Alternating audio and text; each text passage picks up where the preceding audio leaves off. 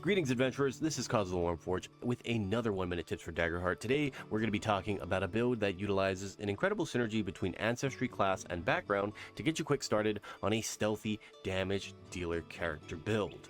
Our hero's name is Umbra, an underborn Qatari rogue who was brought back into the business of violence when their best friend or family member, preferably someone in the party, had decided to take up a life as an adventurer. Alright, so for this build, we're going to be playing a rogue. That is a combination of the Midnight and Grace domains. Rogues have good starting evasion, they have Rogue's Dodge to increase their evasion, they have Cloaked to make them better at hiding, they have Sneak Attack to deal a bit of extra damage if you're cloaked or if you have an ally within melee, and our subclass that we're going to be choosing from Rogue is going to be the Nightwalker.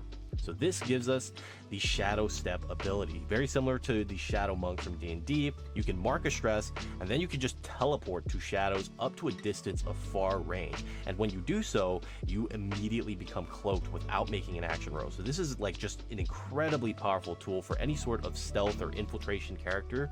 And our spellcasting trait is going to be Finesse, so make sure to prioritize that.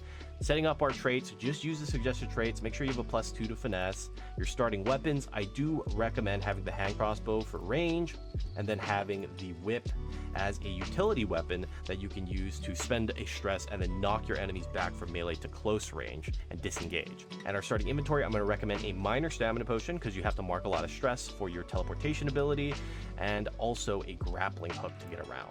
For our domain deck card, which is going to be the most important thing, you want to make sure to take Pick and Pull, which is going to give us advantage on action rolls to lockpick, disarm traps, and pickpocket, although it's only advantage on non-magical locks and non-magical traps, so keep that in mind. And then we have Rain of Blaze, which is our AoE damage dealing feature. We spend a hope, we make a spellcasting roll against everything that is within very close range, and on a success, we deal a d8 +2 magic damage, and if that target's vulnerable, we deal an extra 1d8 damage. So that's going to tie in perfectly to our choice of ancestry, which is going to be Qatari, the cat folk. They have access to feline instincts, as well as retracting claws, which allows us to make an agility roll to scratch a target within melee range, and if we succeed, then they become temporarily vulnerable. So if we can become cloaked, if we have made our enemies vulnerable, then we can use our Rain of Blades, and we can deal 2d8 +2 +1d6 damage from our Rain of Blades at level 1, which is absolutely nuts because that's in a close range AoE.